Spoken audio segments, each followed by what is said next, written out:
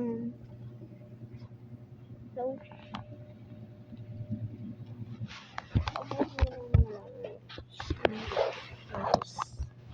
magka-live ako. Kahit hindi mag-live, so magsaya ako. Kasi na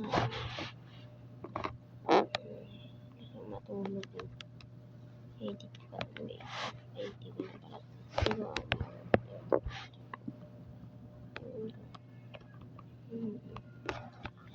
ayun lang. Subscribe and like and subscribe. Sumunod.